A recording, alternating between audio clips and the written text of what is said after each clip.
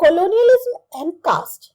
Compared to the ancient past, we know a lot more about caste in our recent history. अगर हम बहुत पुराने इतिहास की बात करें या उससे कंपैरिजन करें तो हमें ज्यादा जानकारी जो हमारी रीसेंट हिस्ट्री है उसमें जो कास्ट जिस तरह से सिस्टम था उसके बारे में है. If modern history is taken to begin with the 19th century, then Indian independence in 1947 offers a natural dividing line between the colonial period and the post-independence और post-colonial period. हमारी जो मॉडर्न हिस्ट्री है अगर उसकी शुरुआत हम मानते हैं 19th सेंचुरी से, तो जो भारत की आजादी हुई 1947 में वो हमारे सामने एक नेचुरल तौर पर डिवाइडिंग लाइन रखती है कॉलोनियल पीरियड की, जो कि 150 साल की रही, लगभग 1800 से 1947 तक, और इंडिपेंडेंस के बाद का या जो कॉलोनियल पीरियड है उसके बाद का टाइम पीरियड कह सकते हैं 6 दशक उसके आगे के 1947 से लेकर आज तक के. The present form of caste as a social institution has been shaped very strongly by both the colonial period as well as the rapid changes that have come about in the independent India. जिस तरह का आज का हमारा caste system है जो एक social institution के तौर पे हम देख रहे हैं, इसको जो एक शक्ल दी गई काफी अच्छे से ये दोनों ने ही दी. कॉलोनियल पीरियड में भी मिली, साथ ही साथ जो बहुत तेजी से बदलाव हुए इंडिपेंडेंट इंडिया में उसके में भी काफी ज्यादा जो कास्ट है उसको फॉर्म मिली. Scholars have agreed that all major institutions and especially the institution of caste underwent major changes during the colonial period. जो स्कॉलर्स हैं वो भी इस बात से एग्री करते हैं कि जितने भी मेजर सोशल इंस्टीट्यूशंस हैं और खास तौर से जो कास्ट का इंस्टीट्यूशन है इसमें बहुत ज्यादा बदलाव हुए कॉलोनियल पीरियड के दौरान. In fact some scholars argue that what we know today as caste is more a product of colonialism than of ancient Indian tradition. कुछ स्कॉलर्स जो है ये भी कहते हैं कि आज हम जो बात जानते हैं कास्ट के बारे में इसे हम कह सकते हैं कि ये ज्यादा कॉलोनियलिज्म का प्रोडक्ट रहा बजाय हमारा जो पहले का एंशिएंट इंडियन ट्रेडिशन था उसके मुकाबले. Not all of the changes brought about were intended और डेलिब्रेट. इसमें जितने भी बदलाव हुए वो ऐसा नहीं था कि वो सोच समझ के किए गए थे या जानबूझ के करने ही थे.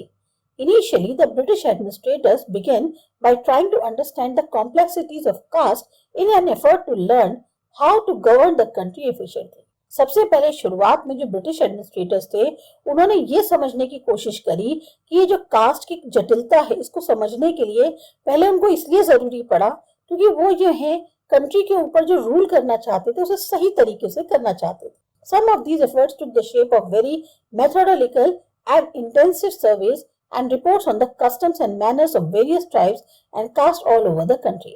अब इन कोशिशों में उन्होंने एक बहुत ही तरीके से और बहुत सारे सर्वे कराए जो रिपोर्ट्स आई कस्टम्स और मैनर्स की, जिसमें बहुत अलग अलग ट्राइब्स रहती थी, उन सब की कास्ट अलग अलग थी. हमारी पूरी कंट्री में इतनी ज्यादा विभिन्नता थी कि उन चीजों को एक सही तरीके से फॉलो करने के लिए जो उन्होंने कोशिश करी तो उनके सामने जो है बहुत सारे अलग अलग कस्टम्स और मैनर्स निकल कर आए. Many British administrative officials were also amateur ethnologists and took great interest in pursuing such surveys and studies.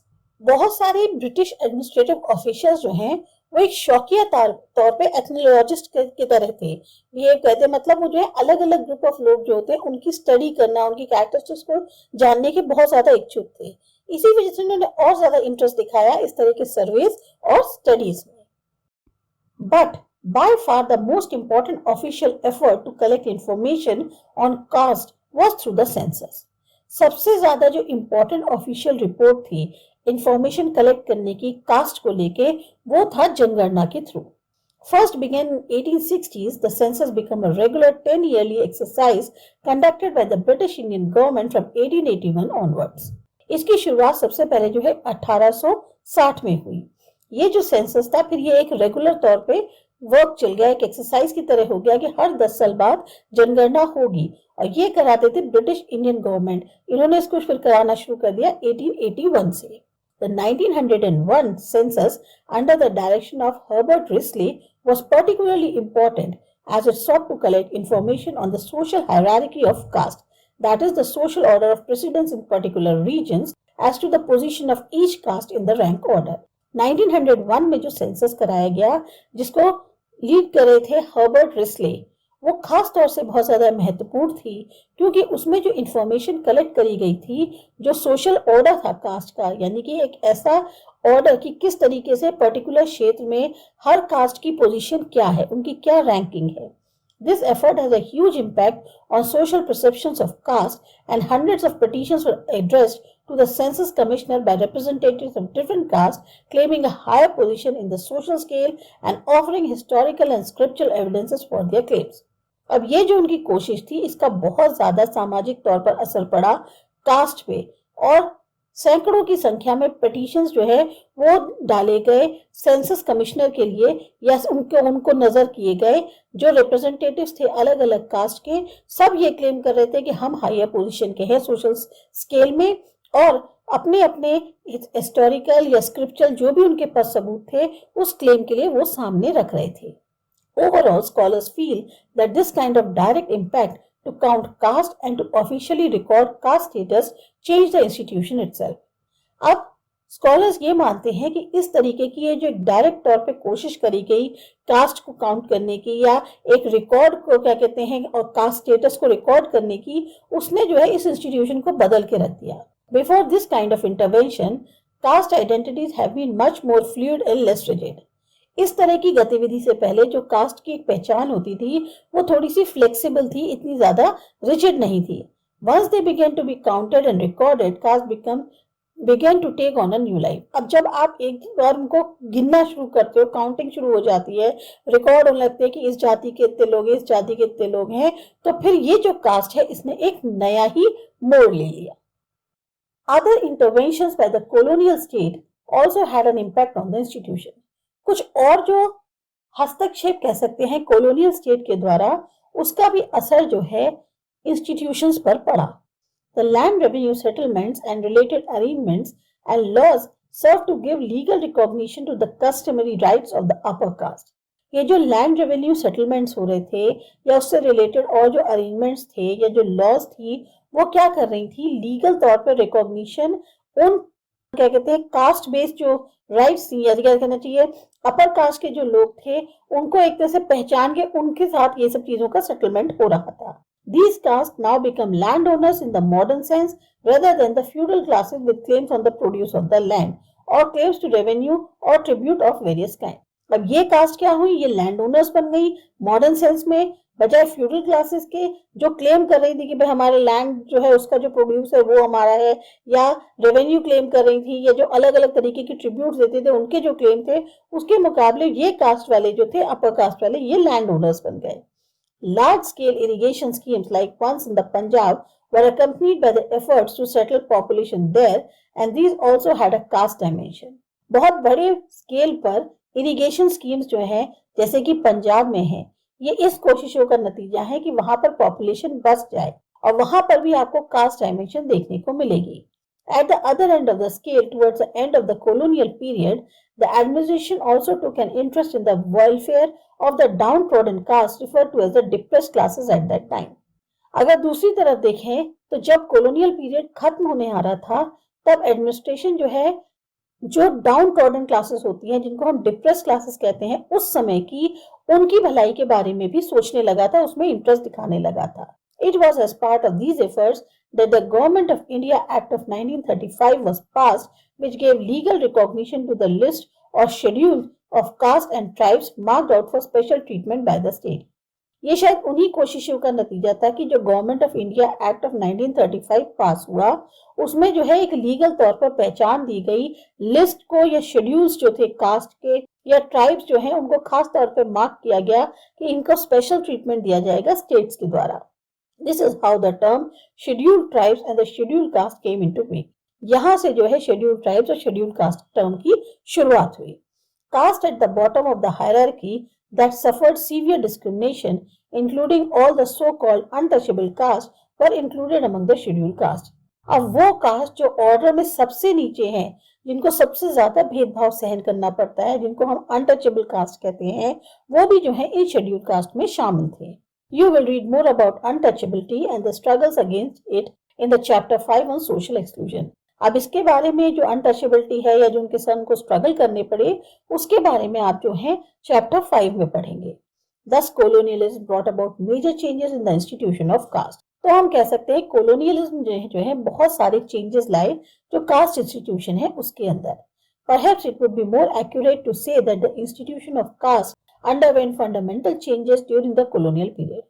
ये भी कहना बिल्कुल सही होगा कि ये जो कास्ट का इंस्टीट्यूशन है इसमें बहुत सारे एक बेसिक चेंजेस जो हैं वो आए कॉलोनियल पीरियड के दौरान.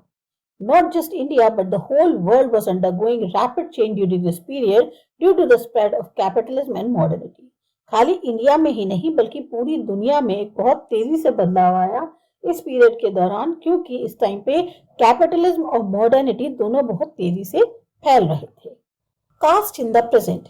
Indian independence in 1947 marked a big but ultimately only partial break with the colonial past.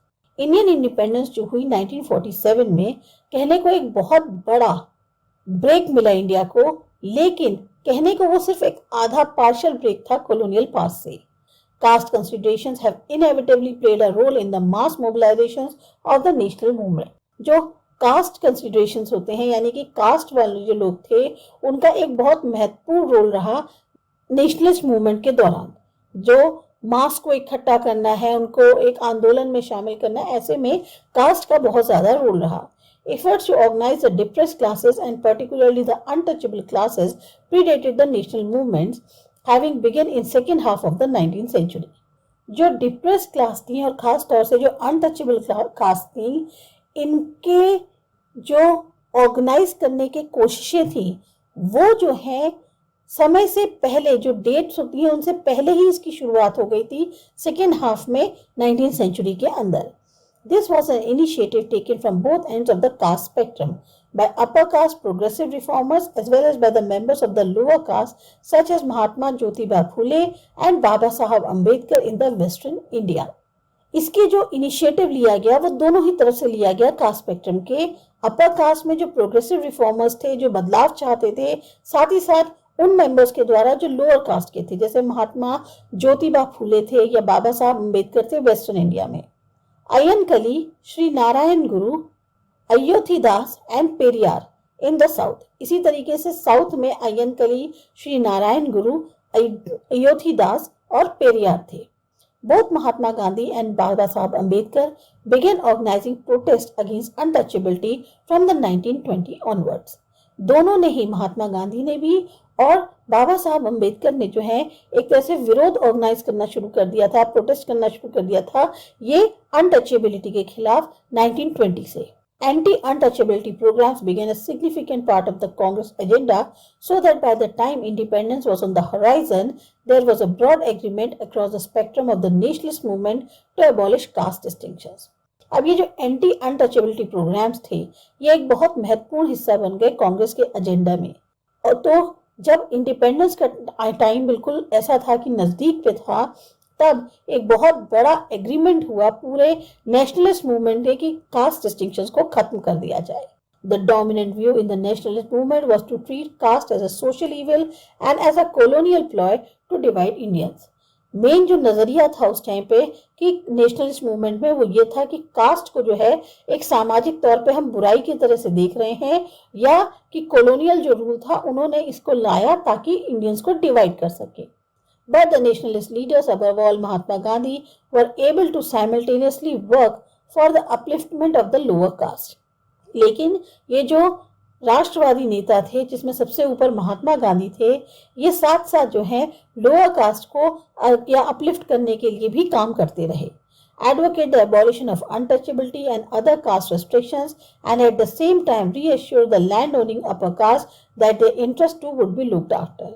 तो इन्होंने क्या किया, एक तरफ लोअर कास्ट को ऊपर उठाने का काम किया, अनटचेबिलिटी को खत्म करने की एक तरह से उन्होंने जो है वकालत करी, साथ ही साथ और जो कास्ट रिस्ट्रिक्शंस हैं उनके ऊपर बात करी. साथ में ही इन्होंने जो लैंड ओन करने वाले अपर कास्ट के लोग थे उनको भी अश्योर किया कि उनके हितों का भी ध्यान रखा जाएगा. The post independence Indian state inherited and reflected these contradictions. अब जो इंडियन इंडिपेंडेंस स्टेट्स हुए यानी इंडिपेंडेंस के बाद जो इंडियन स्टेट्स थे उन्होंने अपनाए भी और रिफ्लेक्ट भी करे जो अंतर्विरोध है उसको.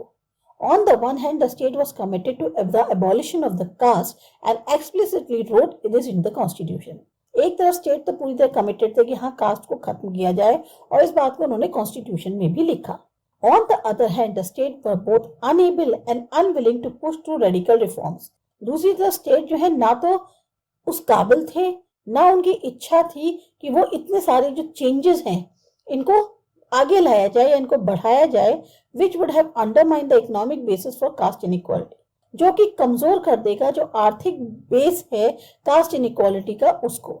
At yet another level, the state assumed that if it operated in a caste-blind manner, this would automatically lead to the undermining of caste-based privileges and the eventual abolition of the institution. दूसरे स्तर पे क्या था कि जो state है ये assume कर रहा था कि अगर उसने इस तरह से कास्ट ब्लाइंड मैनर में काम करना शुरू कर दिया तो उससे क्या होगा, जो कास्ट बेस्ड सुविधाएं दी जाती हैं एक तो वो कमजोर होंगी, साथ ही साथ जो एबॉलिशन है इंस्टीट्यूशन का वो हो जाएगा, यानी खात्मा हो जाएगा इंस्टीट्यूशन का. For example, appointment to the government jobs took no account of caste, thus leaving the well-educated upper caste and the ill-educated or often illiterate lower caste to compete on equal terms.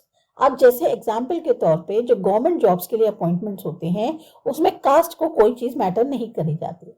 तो इससे क्या होता है कि जो well educated upper class के लोग हैं या जो कम पढ़े लिखे हैं या बिल्कुल ही पढ़े लिखे नहीं है लोअर कास्ट के, वो भी जो है इक्वल टर्म्स पर कॉम्पीट करते हैं. The only exception to this was in the form of reservations for the scheduled caste and the scheduled tribes. इसका सिर्फ एक एक्सेप्शन जो है वो है रिजर्वेशन आरक्षण की फॉर्म में शेड्यूल कास्ट और शेड्यूल ट्राइब्स के लिए. In other words, in the decades immediately after independence, the state did not make sufficient effort to deal with the fact that the upper caste and the lower caste were far from equal in economic and educational terms. दूसरे शब्दों में कहें ये जो दशक निकले immediately independence के बाद, इसमें स्टेट जो है वो इतनी कोशिश नहीं कर पाया कि इस तथ्य से डील कर पाए कि जो अपर कास्ट और लोअर कास्ट जो हैं वो एक दूसरे से बहुत ज्यादा दूरी पर हैं, चाहे आर्थिक मतलब उनके बीच में एक बहुत बड़ा गैप है, आर्थिक उस पे कहें या जो पढ़ाई लिखाई होती है उसके में कहें. The development activity of the state and the growth of private industry also affected caste indirectly through the speeding up and intensification of economic changes. अब जो विकास की गतिविधियां थी स्टेट की या जो प्राइवेट इंडस्ट्रीज की ग्रोथ हो रही थी, इससे भी जो है कास्ट को इनडायरेक्टली अफेक्ट हुआ क्योंकि बहुत तेजी से जो है आर्थिक बदलाव आया. Modern industry created all kinds of new jobs for which there was no caste rules. Modern industry जो है उन्होंने हर तरीके के जॉब्स निकाले जिसमें कोई कास्ट का कोई रोल नहीं था. Urbanization and the conditions of collective living in the cities made it difficult for the caste segregated patterns of the social interaction to survive. जिस तरह से शहरीकरण हुआ, लोग जो है एक साथ शहरों में रहने लग गए, उससे जो है जो एक कास्ट के बेसिस पे सेग्रीगेट किया जाता था, सामाजिक तौर पे दूरी बनाई रहती थी, वो चीज जो है सरवाइव करनी अब मुश्किल हो गई. At the different level, modern educated Indians, attracted to the liberal ideas of individualism and meritocracy, began to abandon the more extreme caste practices. अब दूसरे स्तर पे देखा जाए तो जो पढ़े लिखे मॉडर्न इंडियंस थे, अब उनको जो है ये लिबरल आइडियाज जो हैं ये ज्यादा पसंद आ रहे थे कि मेरिट के बेसिस पे हो, इंडिविजुअलिज्म हो, ये सब चीजें उनको पसंद आ रही थी. तो वो जितने ज्यादा ये एक्सट्रीम तौर पे कास्ट प्रैक्टिसेस होती हैं इनको छोड़ने की कोशिश कर रहे थे. On the other hand, it was remarkable how resilient caste proved to be. अब ये बात भी देखने वाली थी कि किस तरीके से कास्ट जो है वो इस तरह के परिवर्तन में भी जो है एक तरह से संभलने के योग्य थी. Recruitment to industrial jobs, whether in the textile mills of Mumbai, the jute mills of Kolkata, or elsewhere, continued to be organized along caste and kinship based lines. अब जो भर्ती हो रही थी इंडस्ट्रियल जॉब्स में, चाहे वो टेक्सटाइल मिल्स हो मुंबई की या जूट मिल्स हो कोलकाता की या कहीं और की, वो जो है ऑर्गेनाइज करी जा रही थी कास्ट और किनशिप बेस्ड लाइंस पे. The middleman who recruited labour for factories tended to recruit them from their own caste and region so that particular departments और shop floors were often dominated by the specific caste. जो बिचौलिए होते हैं वो क्या करते थे, जो लेबर को फैक्ट्रीज में अपॉइंट करते थे वो चाहे अब वो अपनी खुद की कास्ट के हों या क्षेत्र के हों, उन लोगों को जो है पर्टिकुलर डिपार्टमेंट में अपॉइंट कर देते थे या शॉप्स में कर देते थे, तो मोस्टली क्या होता था, एक पर्टिकुलर कास्ट के ही लोग वहां पर ज्यादा दिखाई देते थे. Prejudice against the untouchables remained quite strong and was not absent from the city, though not as extreme as it could be in the village. जो एक धारणा बनी हुई थी अनटचेबल्स के खिलाफ, वो अभी भी स्ट्रॉन्ग थी और वो शहर से गायब भी नहीं हुई. हाँ, उतने एक्सट्रीम लेवल पे नहीं थी जितनी कि गांव में देखने को मिलती है. Not surprisingly, it was in the cultural and domestic spheres that caste has proved strongest. अब कल्चरल और डोमेस्टिक स्फीयर की बात करें तो यहाँ पर कास्ट जो है सबसे ज्यादा स्ट्रॉन्गेस्ट प्रूफ हुई. एंडोगैमी और the practice of marrying within the caste remain largely unaffected by modernisation and change. Endogamy यानी कि एक ऐसी प्रैक्टिस जिसमें आप अपने ही कास्ट के लोगों में शादी करते हैं, ये बिल्कुल इस पर कोई भी बदलाव नहीं आया, इस पर कोई असर नहीं आया. जो भी मॉडर्नाइजेशन हुआ, जो भी चेंजेस हुए, उसका असर इस पर नहीं आया. Even today, most marriages takes place within caste boundaries, although there are more intercaste marriages. अभी भी आज की डेट में भी बहुत सारी शादियां ऐसी होती हैं जो अपनी ही कास्ट में करी जाती हैं. हालांकि इंटरकास्ट मैरिजेस हो रही हैं, लेकिन ज्यादातर लोग अपनी ही कास्ट में शादी करने की कोशिश करते हैं. While some boundaries may have become more flexible or porous, the borders between groups of caste of similar socio-economic status are still heavily patrolled. कुछ बाउंड्रीज हैं जो हम कह सकते हैं कि थोड़ी सी फ्लेक्सिबल हो गई हैं, पोरस हैं, लेकिन अभी भी एक जो बॉर्डर है, जो ग्रुप्स हैं कास्ट के सिमिलर हो, जो सोशल इकोनॉमिक स्टेटस जिनका काफी हद तक सिमिलर है, वो अभी भी अपने ही कास्ट में चीजें करना ज्यादा पसंद करते हैं. For example, intercaste marriages within the upper caste, example Brahmin, Baniya, Rajput, may be more likely now than before. But marriages between an upper caste and backward or scheduled caste person remain rare even today. आज भी intercaste marriages हो जाती हैं upper caste में, जैसे ब्राह्मण, बनिया, राजपूत. वो पहले इतनी नहीं होती थी जितनी अब होती है, लेकिन फिर भी जो मैरिजेस एक अपर कास्ट और बैकवर्ड के या शेड्यूल कास्ट के साथ, ये आज भी बहुत कम देखने को मिलता है. Something similar may have occurred with regard to rules of food sharing. इसी तरह का आपको जो है जो रूल्स फूड शेयरिंग के हैं उसमें भी आपको देखने को मिल जाएंगी समानता. Perhaps the most eventful and important sphere of change has been that of politics. सबसे ज्यादा जो important sphere माना गया है चेंज का, वो है पॉलिटिक्स का. From its very beginnings in independent India, democratic politics has been deeply conditioned by caste. शुरुआत से ही इंडिपेंडेंट इंडिया में जो डेमोक्रेटिक पॉलिटिक्स है, यानी लोकतंत्र हमारी जो राजनीति है, इसमें मेनली क्या है, cast. While its functioning has become more and more complex and hard to predict, it cannot be denied that the caste remains central to the electoral politics. अब उसका जो फंक्शन है वो और दिन पे दिन जटिल होता जा रहा है, हम प्रिडिक्ट नहीं कर सकते, लेकिन फिर भी इस चीज को नकारा नहीं जा सकता कि कास्ट आज भी जो है मेन जो पॉलिटिक्स होती है उसका अहम हिस्सा है या मुख्य हिस्सा है. Since the 1980s, we have also seen the emergence of explicitly caste-based political parties. 1980 से हम देख रहे हैं कि कास्ट बेस्ड जो है बहुत सारी पॉलिटिकल पार्टीज जो हैं वो बन रही हैं. In the early general elections it seem as though the caste solidarities were decisive in winning elections. अभी जो शुरुआत के जनरल इलेक्शंस में थे उनमें हमें यह देखने को मिलता था कि जो कास्ट हैं मेनली उसी के बेसिस पे जो है कौन सी पार्टी जीतेगी ये निर्भर करने लग गया था. But the situation soon got very complicated as parties competed with each other in utilizing the same kind of caste calculus. लेकिन सिचुएशन और ज्यादा दिन पे दिन कॉम्प्लिकेटेड हो गई क्योंकि पार्टीज जो है एक दूसरे से ही कॉम्पीट कर रही थी, जिसमें वो जो है सेम काइंड की जो एक कास्ट की, जैसे कहते हैं ना कि हम स्ट्रैटेजी अपनाकर और हम जो है अपने आप को जिताने की कोशिश कर रहे हैं, एक दूसरे से कम्पीट कर रहे हैं, तो सिचुएशन जो है वो उससे और ज्यादा जटिल हो गई. Sociologists and social anthropologists coined many new concepts to try and understand these processes of change. अब जो सोशोलॉजिस्ट हैं या जो सामाजिक तौर पे एंथ्रोपोलॉजिस्ट हैं, इन्होंने बहुत सारे नए कॉन्सेप्ट्स को समझने की और कोशिश करने की कि ये जो प्रक्रिया हो रही है बदलाव की, इसको कैसे समझा जाए. Perhaps the most common of these are Sanskritization and dominant caste, both contributed by M. N. Srinivas but discussed extensively and criticized by other scholars. सबसे कॉमन जो है इसमें वो है संस्कृताइजेशन और डोमिनेंट कास्ट, जिसका दोनों का योगदान जो है वो एम एन श्रीनिवास का है, लेकिन इसके ऊपर बहुत ज्यादा बहस हुई और आलोचना भी करी गई और स्कॉलर्स के द्वारा। Sanskritization refers to a process whereby the members of a caste attempt to raise their own social status by adopting the ritual, domestic and social practices of a caste of higher status. Sanskritisation का मतलब हुआ एक ऐसी प्रक्रिया जहां पर members जो middle या लोअर कास्ट के हैं वो अपना खुद का सामाजिक स्टेटस जो है उसको उठाने की कोशिश कर रहे हैं, जो रिचुअल्स, डोमेस्टिक या सोशल प्रैक्टिसेस हैं कास्ट की जो हायर स्टेटस की हैं उनको अपनाकर। Although this phenomenon is an old one and predates independence and perhaps even the colonial period, it has intensified in recent times.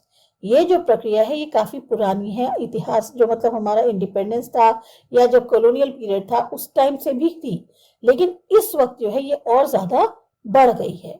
The patterns for emulation chosen most often were the Brahmin or the Kshatriya caste. Practices included adopting vegetarianism, wearing of sacred thread, performance of specific prayers and religious ceremonies and so on. ज्यादातर जो अनुकरण किया जाता है वो Brahmins या क्षत्रिय cast का करते हैं, जिसमें आप वेजिटेरियन हो गए, आपने सेक्रेड थ्रेड पहनना शुरू कर दिया जिसे जनेऊ कहते हैं, आप खास तौर की प्रेयर परफॉर्म कर रहे हैं, रिलीजियस सेरेमनीज कर रहे हैं और भी बहुत कुछ। Sanskritisation usually companies or follows a rise in the economic status of a caste, attempting it, though it may also occur independently. अब ज्यादातर इसमें क्या होता है कि या तो जो आर्थिक स्टेटस है कास्ट का इस तरह से करने से वो बढ़ जाता है, बहुत बार ऐसा होता है कि वो इंडिपेंडेंट तौर पे भी करना पड़ता है। Subsequent research has led to many modifications and revisions being suggested for this concept. जिस तरह से रिसर्च हुई है उसमें कई सारे बदलाव या इसको दोबारा से रिवाइज करने के सजेशंस दिए गए हैं। This included the argument that Sanskritization may be a defined claiming of previously prohibited ritual social privileges rather than flattering imitation of the upper caste by the lower caste. एक तरह से disobey करने वाली बात हो गई कि जैसे पहले होता था कि जो प्रोहिबिटेड रिचुअल सोशल प्रिविलेजेस हैं, जो सुविधाएं हैं, जैसे कि आप जो जनेऊ है वो आप ऐसे ही नहीं पहन सकते, इसमें अगर आपने पहनते हैं तो आपको पनिशमेंट मिलेगा, तो उस चीज को जो है इसको मना किया जाता था। तो ये जो चीज है आप एक तरह से डिसोबे कर रहे हो, तो कह सकते हैं कि आप जो लोअर कास्ट वाले हैं वो इमिटेट नहीं कर रहे हैं, वो उस चीज को अपनाने की कोशिश कर रहे हैं बजाय अपर कास्ट की चीजों को इमिटेट करने की। Dominant caste is a term used to refer to those castes which had a large population and were granted land rights by the partial land reforms effected after independence.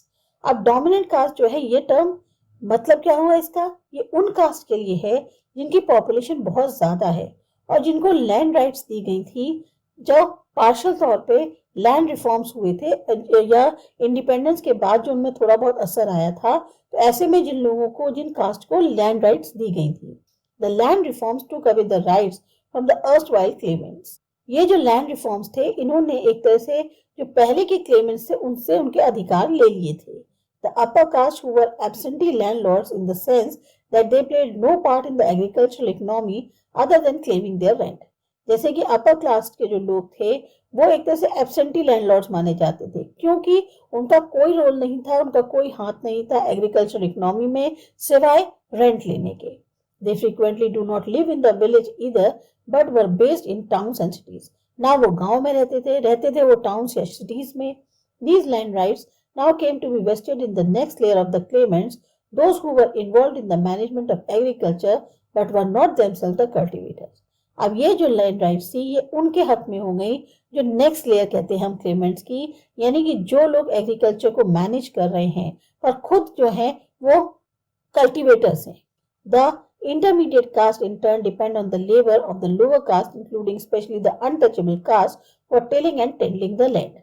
अब जो intermediate cast है वो पूरी तरह से निर्भर करती है उन लेबर पे जो लोअर कास्ट के हैं, खास तौर से जो अनटचेबल कास्ट है कि मिट्टी को पलटना है या खेती बाड़ी के लिए तैयार करना है। However, once they got the land rights, they acquired considerable economic power. जब उनको लैंड राइट्स मिल गई, अधिकार मिल गए, तो उनके में काफी आर्थिक तौर पर संपावर आ गई. Their large numbers also gave them political power in the era of electoral democracy based on the universal adult franchise. अब इनकी जो संख्या ज्यादा हुई, इससे इनको पावर मिली पॉलिटिक्स में. यानी कि जो इलेक्टोरल डेमोक्रेसी है, जो कि यूनिवर्सल एडल्ट फ्रेंचाइजी पे बेस्ड है, उसमें इनको बहुत ज्यादा पावर मिल गई. Thus, these intermediary castes become the dominant caste in the countryside and played a decisive role in regional politics and the agrarian economy. अब ये जो इंटरमीडिएट कास्ट थी, इनको ही फिर ये जैसे डोमिनेंट कास्ट बन गई कंट्री के अंदर, कंट्री साइड में, खासतौर से गांव के अंदर, और इनका जो है मुख्य रोल होने लग गया रीजनल पॉलिटिक्स में या जो एग्रेरियन इकोनॉमी है उसमें.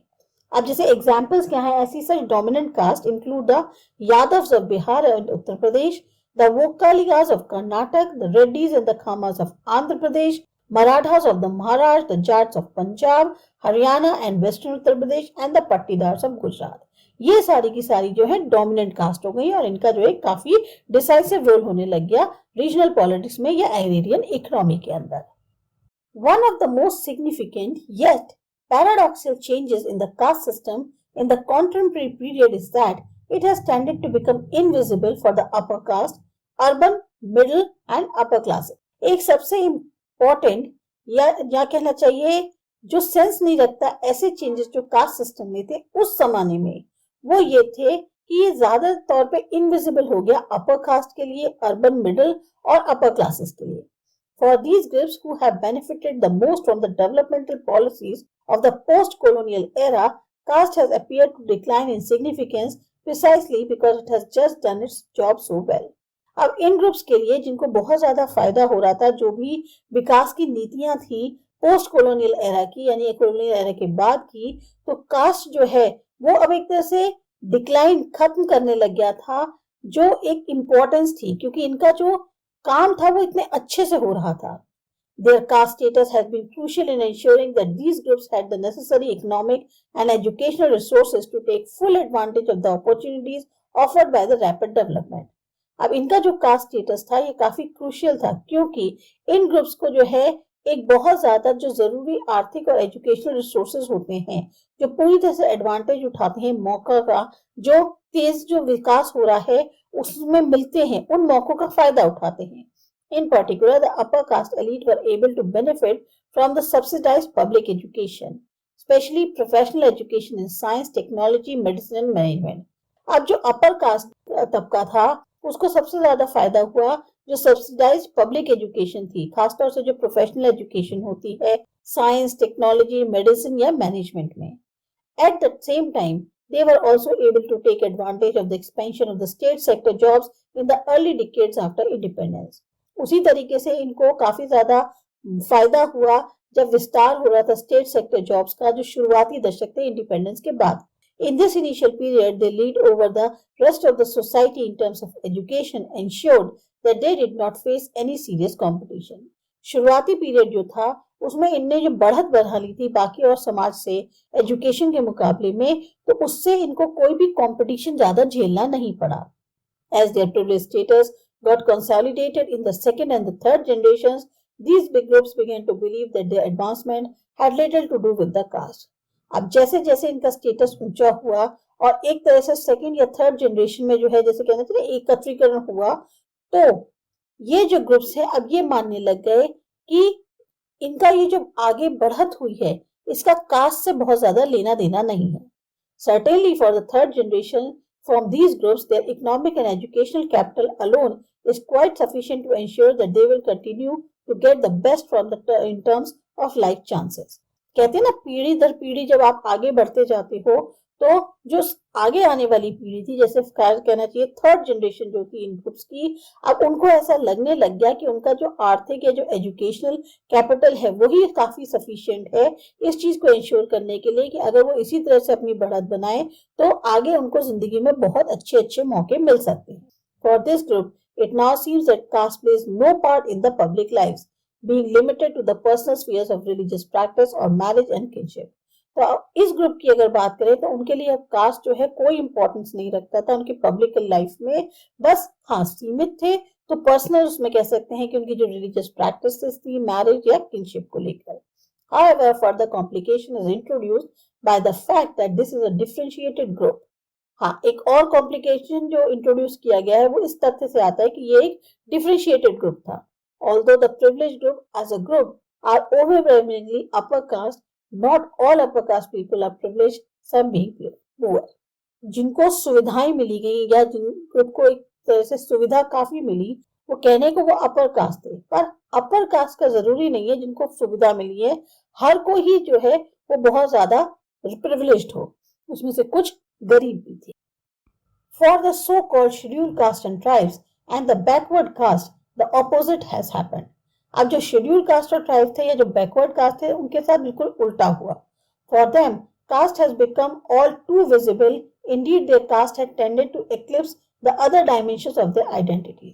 अब इस ग्रुप की तरफ से तो जो कास्ट जो है कोई मैटर नहीं करती थी, लेकिन जो पिछड़े हुए जाति के लोग थे जैसे शेड्यूल कास्ट, शेड्यूल ट्राइब या बैकवर्ड कास्ट के हैं, वहां कास्ट जो है बहुत ज्यादा उभर कर आ गई, बल्कि उनकी कास्ट जो है वो एक तरह से उनकी पहचान के लिए और ज्यादा प्रॉब्लम हो गई. Because they have no inherited educational and social capital, and because they must compete with an already entrenched upper caste group, they cannot afford to abandon their caste identity, for it is one of the few collective assets they have. अब क्योंकि उनके पास पहले से ना उनके कोई education थी, ना उनके पास कोई कैपिटल थी, और उनको जो है एक अपर कास्ट ग्रुप से जो पहले से ही एक खाई खुदी हुई है उससे compete भी करना था, तो वो अपनी कास्ट को जो पहचान है उसको नहीं छोड़ सकते थे, और वही एक कुछ एसेट्स थे जो उनके पास बचे थे. Moreover, they continue to suffer from discrimination of various kinds. दूसरा, इनके साथ बहुत ज्यादा भेदभाव हो रहे थे अलग अलग तरीके के. The policies of reservation and other forms of protective discrimination instituted by the state in response to the political pressure serve as their lifelines. लेकिन ये जो नीतियां बनी आरक्षण की या और जिस तरीके के कदम उठाए गए ताकि इनको भेदभाव से बचाया जा सके स्टेट्स के द्वारा, जो पॉलिटिकल प्रेशर उन पर पड़ा उसकी वजह से कहना चाहिए कि ये इनके लिए एक लाइफलाइन का काम कर गया. But using this lifeline tends to make their caste the all important and often the only aspect of the identity that the world recognises. पर ये जो लाइफलाइन है इसकी वजह इसका इस्तेमाल करके अब उनकी जो कास्ट है एक तरह से वो उनकी पहचान बन गई है जिससे उनको दुनिया पहचानती है. The juxtaposition of these two groups, a seemingly casteless upper caste group and apparently caste-defined lower caste group, is one of the central aspects of the institution of the caste in the present. तो एक तरह से हमारे समाज में at present जो institution है cast का उसके दो पहलू हैं और दोनों मुख्य सेंटर पहलू हैं. एक कास्टलेस अपर कास्ट ग्रुप है और एक कास्ट की वजह से ही पहचाने जाने वाला लोअर कास्ट ग्रुप. इसके बाद हम करेंगे ट्राइबल कम्युनिटीज, ये करेंगे